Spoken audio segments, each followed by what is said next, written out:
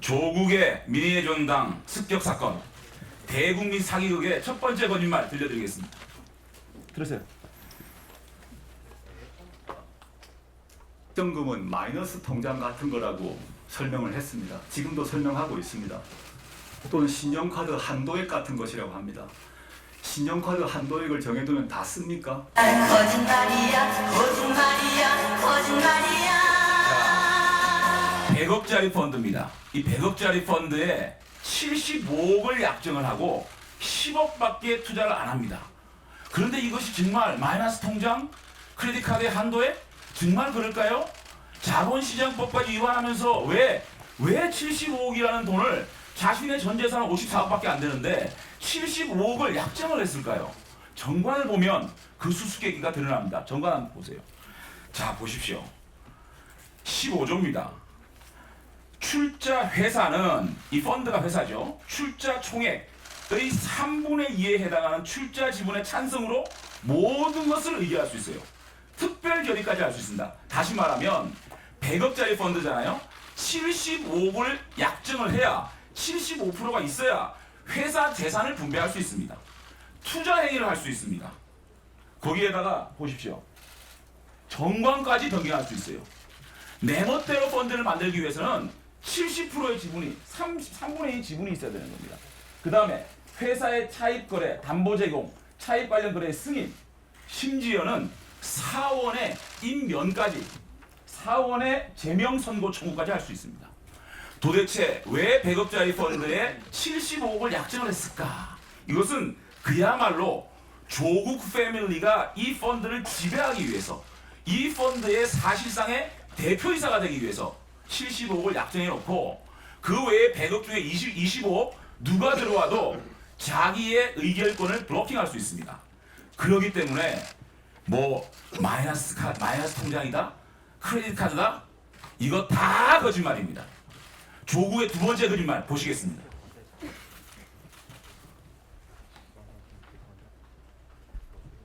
자기와 아주 친한 사람이 이걸 운영하고 있다라고 소개시켜 줬습니다.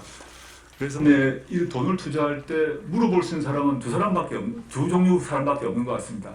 집안에 그런 업에 종사한 사람한테 물어보고, 그다음에 원래 거래 관계가 있던 사람에게 물어봤는데 제처는 그 두 쪽에게 물어본 것으로 제가 알았습니다. 거짓말이야, 거짓말이야, 거짓말이야.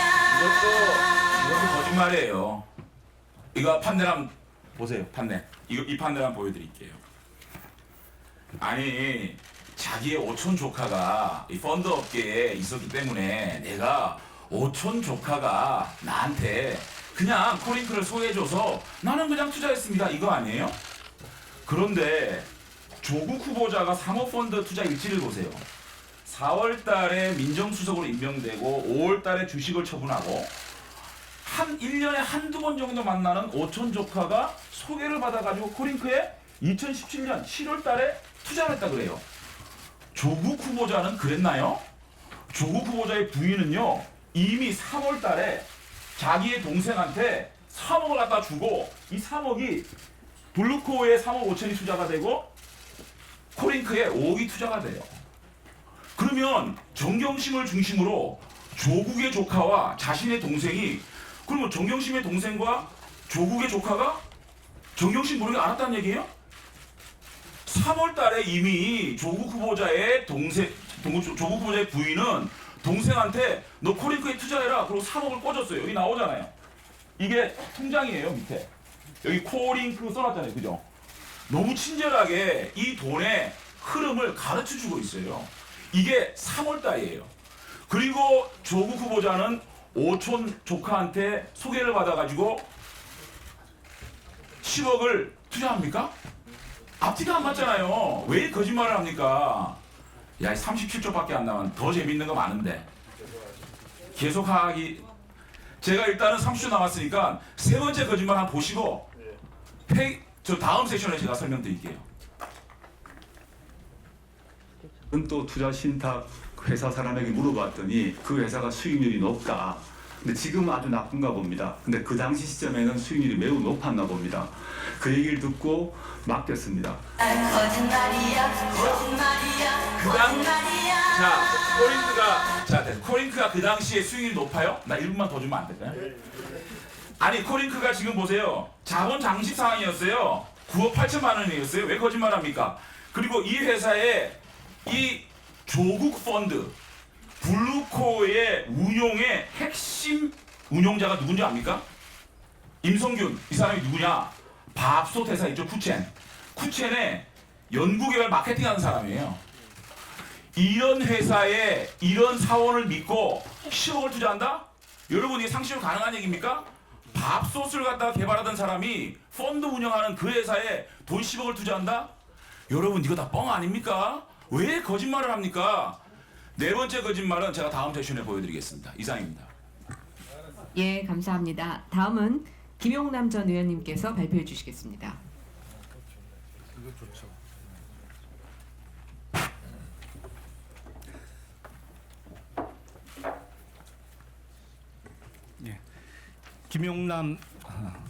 김용남입니다. 제가 그 전에 수사를 할 때 계속 거짓말로 일관하는 사기범을 수사하면서 하도 거짓말을 하길래 화가 나서 어떻게 당신 입에서 나오는 거는 숨 쉬는 것 빼곤 다 거짓말이야 이렇게 화를 냈던 기억이 있습니다. 근데 어제 조국 후보자의 기자간담회를 보면서 그 기억이 오랜만에 새롭게 났습니다. 지금 조국 후보자의 거짓말과 관련해서 애초부터 거짓말로 일관했습니다. 이 블루코 다른 투자자들 모른다고 했는데 이미 처남과 그 두 아들이 다른 투자자임이 밝혀졌습니다. 그리고 민정수석 취임한 이후에 직접 주식 투자를 못하니까 펀드 투자한 거다. 방금 장 의원님이 말씀하신 대로 이미 2017년 5월에 민정수석 취임하기 전에 2017년 3월에 정경심 교수가 정광보 씨에게 처남이죠. 3억 원을 송금한 바가 있습니다. 그리고 조국 교수가 어제 사모펀드 그런 거 모르다가 이번에 처음 알게 됐다.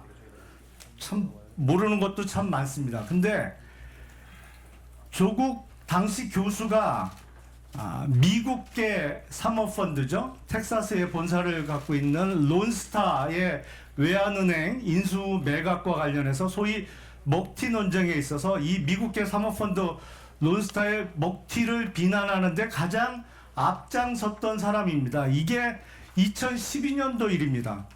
그러면 그때는 도대체 사모펀드가 뭔지도 모르면서 론스타 비난에 그렇게 앞장섰다는 말입니까? 뭐가 뭔지도 모르면서? 그리고 어제 본인 설명에 의하더라도 1년에 제사 때 한 번, 잘해야 두 번 보는 오천 조카에게 물어봐서 투자 대상, 운용 방법을 전혀 모르는 데다가 투자를 하게 됐다. 지금 조국 후보자의 부인, 딸, 아들 명의로 입금된 것만 13억 5천만 원입니다. 언론인 여러분 1억은커녕 1,000만 원도 도대체 내 돈이 어디에 투자가 되는지 어떻게 운영하는지 전혀 모르는데 투자하겠습니까? 그리고 어제 또 거짓말을 했어요. 이게 블라인드, 소위 블라인드 투자라 웰스 CNT라는 회사 이름도 이번에 알게 됐다.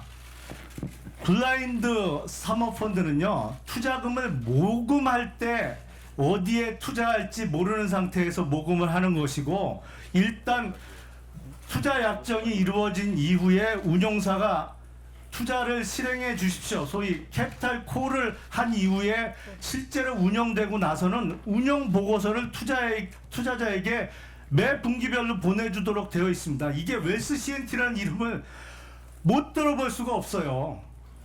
그러니까 이게 어제 정말 숨 쉬는 것 빼고는 다 거짓말로 일관한 것이 아닌가 싶습니다. 이 구조 제가 지난 일요일 날 공개를 했습니다만 사실은 이 불법적 우회상장의 구조가 있었음을 입증하는 증거들이 하나둘씩 나오고 있습니다. 이게 코링크 PE에서 제보된 문건입니다. 여기 보시면 우회 상장이 계획되어 있었고요. 또 이쪽에 보시면 지금 한참 이슈가 되고 있는 서울 지하철 와이파이 사업 1,500억 원. 이거 이제 소위 자신들이 할 것처럼 계획한 거. 이게 2016년 2월에 작성된 문건입니다. 이거대로 실행에 지금 옮긴 겁니다. 그런데 이 구도 틀림없이 지금 검찰 수사도 이 구도를 따라서 진행되고 있습니다만 조국 후보자는 전혀 몰랐고 관여도 안 했다고 합니다. 근데 이 구조를 보시면 알겠지만 이거는 비상장사인 웰스 CNT를 사실상 인수한 조국 후보자 일가가 제일 많은 돈을 버는 구조입니다. 그런데 자신은 전혀 모르게 남들이 이렇게 구조를 짜줬다? 돈을 벌게? 차라리 온 세상이 태양이 중심이 아니라 조국 후보자 중심으로 움직인다고 차라리 주장을 하십시오. 천동설이 아니라 조동설을 차라리 주장하는 게 설득력 있어 보입니다. 자, 다음에 또 하겠습니다. 잘했습니다. 네, 시간을 아주 정확히 지켜주셨습니다. 다음은 김종석 의원님께서 발언해 주시겠습니다. 예, 어제 조국 수석이 전 수석이 발언한 내용 중에 70억 원을 약정하고 10억 원만 실투자한 것은 마이너스 통장이나 신용카드와 같은 것으로 문제가 없다 그랬는데 문제가 있습니다. 먼저 앞에서 장제원 의원께서 100억 한도 중에 75억을 넣은 거는 지배력, 펀드의 지배력 유지를 위한 숫자라고 했습니다. 지배력은 유지하면서 10억만 넣어도 된다고 얘기했습니다.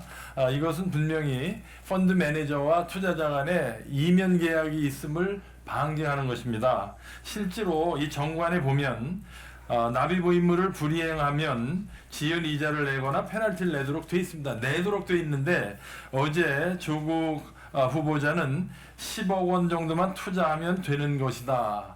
임의로 넣어도 되고 안 넣어도 되고가 아니라 정관에는 반드시 넣어야 되는데 10억 원만 넣어도 된다 하는 것은 이면 계약이 있다는 것을 시인한 것이고, 실제로 지난 30일 날 은성수 금융위원장 후보자 청문회에서 10억 5천만 원만 투자하기로 약정하였다면 이것은 이면 계약이고 업무집행사원이 허위 보고를 한 것이기 때문에 자본시장 위반이라고 했습니다. 실제로 금융감독원의 핸드북에 보면 그 이면 계약을 할 경우에는 처벌을 하도록 되어 있습니다. 이게 금융감독원의 그 이면 계약 체결 관련 규제 내용입니다. 또 직접 투자는 안 된다, 공직자들이. 그래서 공직자들이 간접 투자는 해도 된다라는 이야기를 했는데 법적으로 문제가 없다고 했습니다만 법적으로 문제가 있습니다. 이 공직자윤리법의 입법 취지는 공직자가 이에 상충이 있는 주식에 투자를 하지 못하도록 하는 규정인데, 지금 이 그림에서 보시다시피 이 조국 펀드는 가족이, 그리고 처남 가족이 보유한 사실상의 가족 펀드입니다. 그리고 처음부터 이 운영사는 조국 후보자의 오촌 조범동 씨가 이사로 있던 회사를 인수할 계획을 가지고 조성이 되었습니다.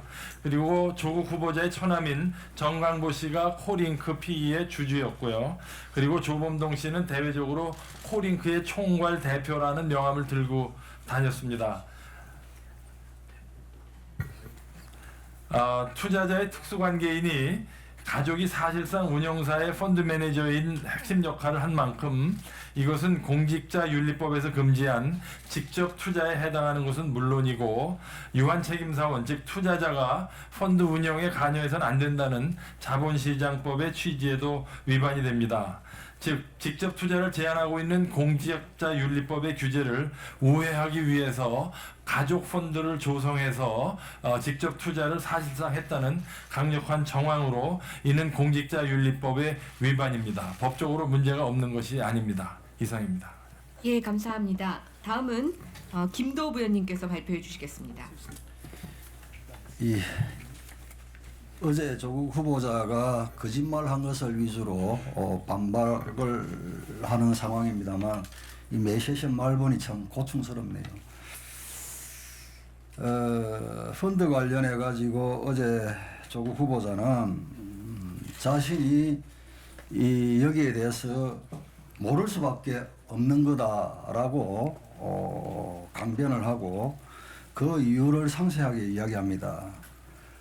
펀드의 방침상 투자 대상에 대해서 알려드릴 수 없다고 돼 있고 상세한 내용에도 어디에도 투자했는지 자체가 적혀 있지 않다. 그게 이른바 블라인드 펀드, 이 블라인드 펀드라는 말 자체를 이번에 알았다. 운용상 어디에 투자되는 것인지를 투자자에게 알려주지 않도록 설계되어 있다.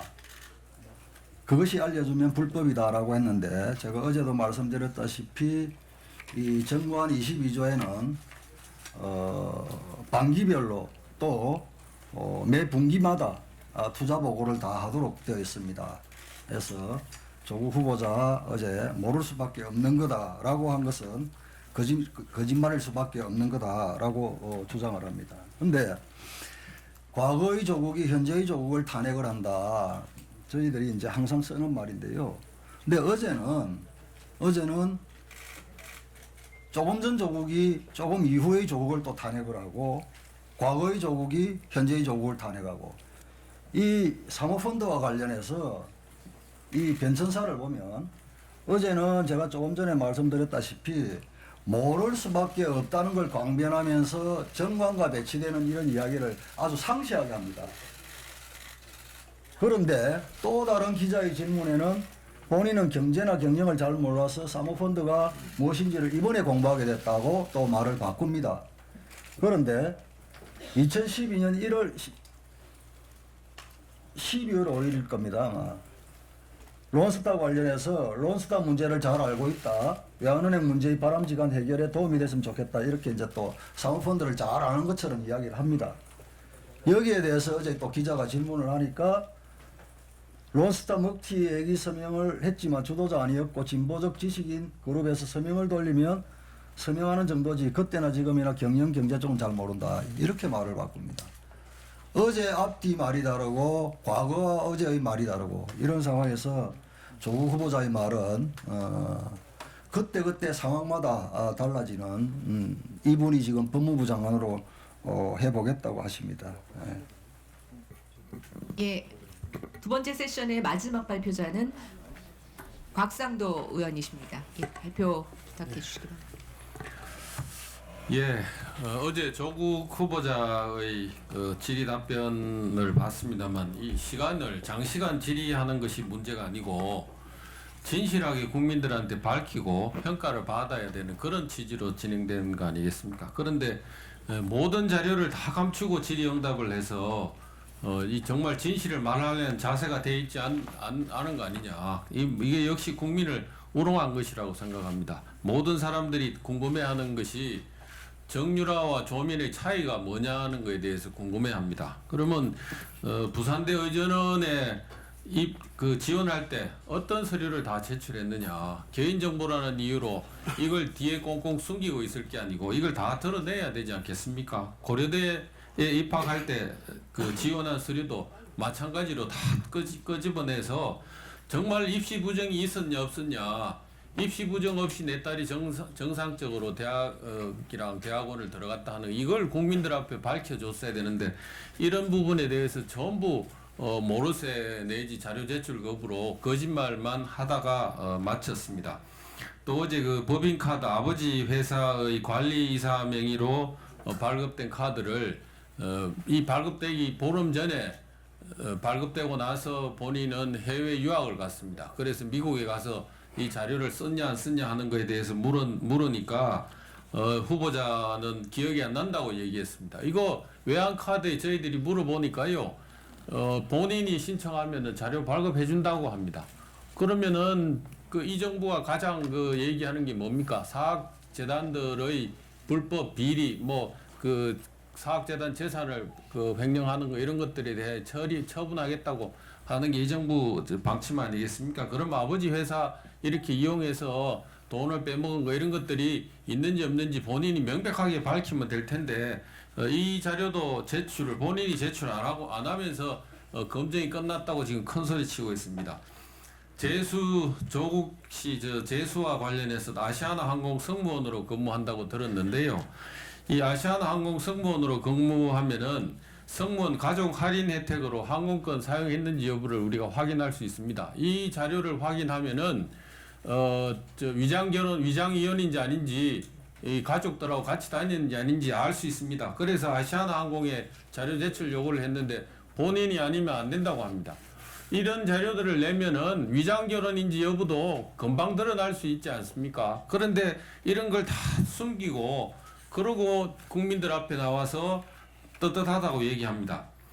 또 조국 후보자 오늘 동양대학교 그 사무실 압수수색했다고 검찰이 얘기하는데 동양대학교에서 배우자가 자녀 학자금 지원받은 부분이 있는 것 같습니다. 그 자녀 학자금은 조국 후보도 학자금 지원을 받았습니다. 그러면 이중 지원받은 거 아닙니까? 이런 부분에 대한 도덕성들을 검증을 해야 되는데 그 배우자가 이 부분에 대한 자료 제출 역시 지금 거부하고 있습니다. 이런 식으로 청문회에 나오고 이렇게 해서 어떻게 국민들 앞에 검증을 받겠다고 얘기할 수 있는지 참 의문스럽습니다. 아까 말씀드린 그 휴학계 제출할 때 낸 진단서 이거 역시 본인이 제출하면 됩니다. 떳떳하면은 제출하면 됩니다. 그런데 이런 것들을 전부 개인정보라고 하면서 제출하지 않고 숨기면서 국민들 앞에 검증된 후보라고 지금 이렇게 얘기하고 있습니다. 여러분 동의하십니까?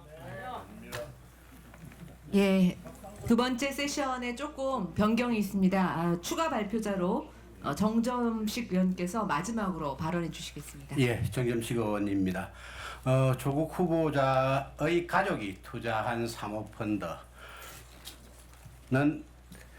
2017년 8월에 웰스 CNT라는 회사, 조명기기 관련 회사에 투자를 합니다. 웰스 CNT는 여기 표에서 보시는 바와 같이 조국 후보자가 투자를 한 이후에 그 수주액이 굉장히 급증을 합니다. 표에서 보시는 것처럼 2017년에는 17억 6천만 원이었습니다. 그런데 2018년이 되면서 30억 6,400만 원이 됩니다. 그럼 왜 이렇게 수주액이 급증을 하게 되느냐? 그걸 저희들이 조달청 나라장터에서 자료를 뽑아봤습니다. 조국 후보자가 투자를 한 이후인 2017년 8월부터 2019년 8월까지 약 1년 6개월 동안 총 매출이 31억 9,242만 원입니다. 그런데 이 중에서 더불어민주당 소속 지방자치단체장이 있는 자치단체로부터 수주한 내역이 26억 5,100만 원 정도입니다. 총 수주액의 83%를 차지하고 있습니다. 국민 여러분, 과연 왜 조국 후보자가 이렇게 투자한 회사가 조국 후보자 투자 이후에 이렇게 매출이 급증했으며, 그리고 왜 더불어민주당 소속 지방자치단체로부터의 그 매출이 83%나 달하겠습니까? 이것은 조국 후보자가 민정수석이라는 그 지위를 이 웰스 CNT가 등에 업고 수주에 나섰기 때문이라고 분석이 되거나, 아니면 조국 후보자가 투자한 펀드가 소유한 회사이기 때문에 성장 가능성이 굉장히 높다고 보고 다른 매출이 증가했을 수도 있습니다. 이상입니다. 네, 감사합니다. 이상으로 두 번째 세션을 마치도록 하겠습니다.